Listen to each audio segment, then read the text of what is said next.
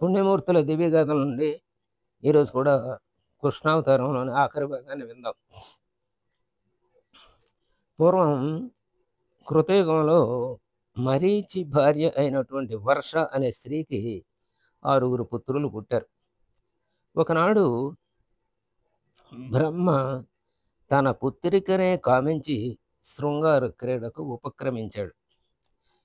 అది చూచి మరీచి పుత్రులు పకపక నవ్వి పరిహసించారు. ఎవరు? మరీచి భార్య అని వర్షకు పుట్టిన 6 పుత్రులు అన్నమాట. బ్రహ్మ వారిపై ఆగ్రహించి, మీరు రాక్షసులుగా మరియు అల్పాయుష్కులుగా జన్మించి మని శపించాడు. బ్రహ్మ శపించాడు. అలా బ్రహ్మశాప ఫలితంగా వారు హిరణ్యకశిపునకు కుమారులై జన్మించారు.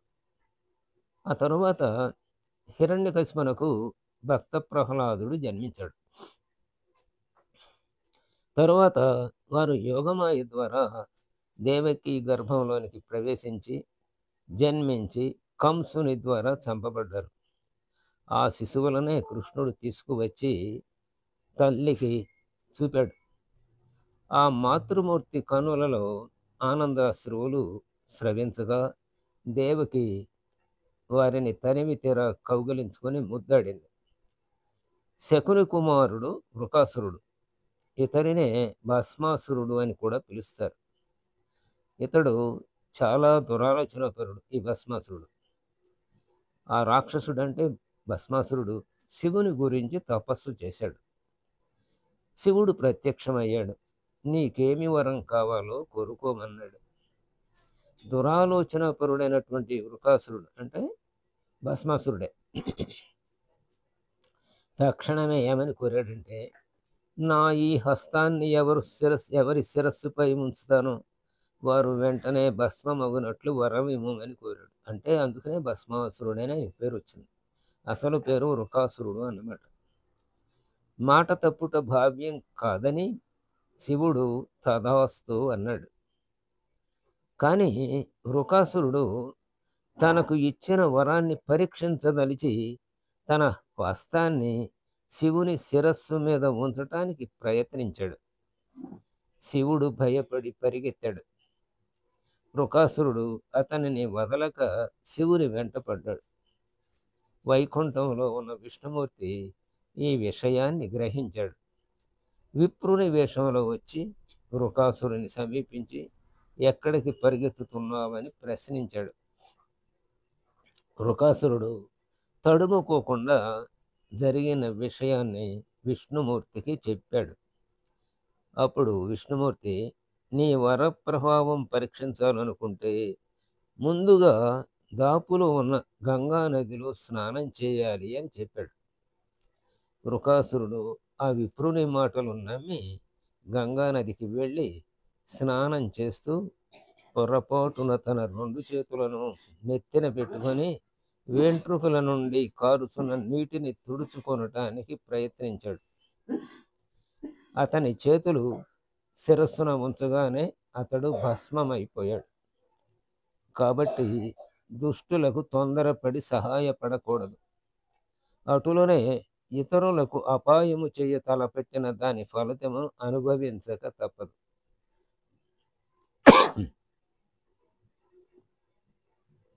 ఈ కథ యొక్క నీతి, అసలు భగవంతుణ్ణి తపస్సు చేసేది ఎందుకంటే భగవంతుని ఏం కోరాలి అనేది తెలియని రాక్షసులు అన్నమాట వీళ్ళు. ఎంతసేపు భౌతికమైన దేహంతో శాశ్వతంగా ఉండాలి, శాశ్వతంగా ఈ భౌతిక జగాన్ని తమ చెప్పు చేతల్లో ఉంచాలి అనే భావంతోనే రాక్షసులందరూ అసలు తపస్సుని సంకల్పిస్తారు. ఆ తపస్సులకు ఫలితం పొందటానికి కారణం ఏంటంటే వాళ్ళు ఆ సమయంలో ఏ పని చేసినా వాళ్ళు త్రికరణ శుద్ధిగా చేస్తారనమాట. అంటే మనస్సు, కర్మ, వచస్సు ఈ 3 ఆ దుష్ట సంకల్పం మీదే ఉంటుంది. 3 ఒకేసారి లగ్నం చేసి భగవంతుణ్ణి ప్రార్థించటం, తపస్సు చేయటం వలన భగవంతుని ధర్మం ఏంటంటే త్రికరణ శుద్ధిగా ఎవడైతే తనని తలుస్తాడో వాడికి కనపడటం, వారికి కోరికను తీర్చడం తన కర్తవ్యం కాబట్టి ఆ రకంగా ఆ పనిని నెరవేరుస్తారు. అయితే ఇలాంటి దుర్మార్గమైన కోరికలు కోరినప్పుడు, ఆ కోరిక వెనుక వాళ్ళకి తుదముట్టేటువంటి భావన అందులోనే ఇమిడి ఉందని వాళ్ళకి తెలీదు. అందుకనే ఒకవేళ ఈ శరీరంతో ఇలా ఉండిపోవాలని కోరినా, చివరికి ఇలా పుట్టినవాడు గిట్టక తప్పదు గాబట్టి, ఏ రకంగా నీకు సావు వద్దో కోరుకో అని జెప్పి, మళ్ళీ మభ్యపెట్టి వాడి చేతే ఇలా నాకు చావు రాకూడదని అనిపించి, ఆ తర్వాత తథాస్తు అని చేస్తారు. అలా బ్రహ్మ, విష్ణు, మహేశ్వరులు ముగ్గురు కూడా సహకారంతో సృష్టిని స్థితి లయాలనే ముగ్గురి సహకారంతో నడుపుకుంటూ ఉంటారు. అలా శివుడు ఇచ్చిన బోళాశంకరుడని మనం చెప్పుకుని, శివుడు ఇచ్చినా దానిని మళ్ళీ వాళ్ళకి ఆపద రాకుండా చూసుకోవటం కోసం విష్ణువు ఎన్నో మాయలు పన్నుతాడు. ఆయన కన్నా ఆ మాయ ఆయన అధీనంలో ఉంటుంది కాబట్టి అందరి ఆళ్ళు ముగ్గురు మాయని అధీనంలో ఉంచుకున్నవారే. బ్రహ్మ, విష్ణు, మహేశ్వరులు. కాబట్టి క వాళ్ళు కూడా ఈ సృష్టిలో కొంత నటన చేసి, ఈ సృష్టి కొనసాగటానికి భౌతికంగా ఇది ఎలా మనుగడ సాగించటానికి యుగాల పర్యంతము, కల్పాల పర్యంతం ఇది సాగించటానికి వాళ్ళు అనేక రకాలుగా ఈ భూమిపైన అవతరిస్తూ ఉంటూ, అలాగే ఎత్తుకు పైగెత్తి వేస్తూ దుర్మార్గులను వాళ్ళ కోరికల ద్వారా విజృంభించినా, వాళ్ళు దాని వలనే నాశనమయ్యేటట్టు చివరికి ఆ ప్రకృతి పరిణమించేట్టుగా చేస్తారు. అలా ఈ ఈ భస్మాసురుడు అంటే వృకాసురుడు తాను చనిపోవటానికి కారణం ఇక్కడ తానే గంగలో స్నానం చేసి నెత్తి మీద చేతి పెట్టుకున్నట్టు మనం ఇక్కడ చదివాం. అయితే కొన్ని పురాణాల్లో, కొన్ని పుస్తకాల్లో వేరుగా మోహినిలాగా అదే శివుడి వెంట పడుతుండగా దారిలో మోహిని అవతారం ఎత్తి ఆ భస్మాసురుడికి కనపడటం విష్ణుమూర్తి. ఆ మోహిని అద్భుతమైన సౌందర్యాన్ని చూచి భస్మాసురుడు ఆ విషయాన్ని మర్చిపోయి శివుడి వెంట పడటం ఆపేసి మోహిని వెంట పడితే మోహినిని కామిస్తే మోహిని నాకు మళ్ళీ నీవు కూడా నృత్యం చెయ్యి. ఆ నృత్యం చేస్తే నాకు మళ్ళీ చేయగలిగితే నీ దానినవుతానని చెప్పి ఆయన నృత్యం మొదలెట్టి నెమ్మదిగా ఆ నృత్యంలో ఆ తన చేతుల్ని తన నెత్తి మీదకి తీసుకువెడుతుంది.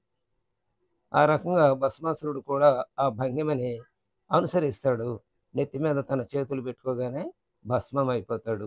ఇది ఇంకో చోట మనం చదువుకున్నది.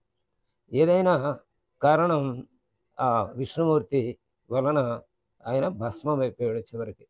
కాబట్టి దురమార్గమైన కోరికలు కోరకూడదు.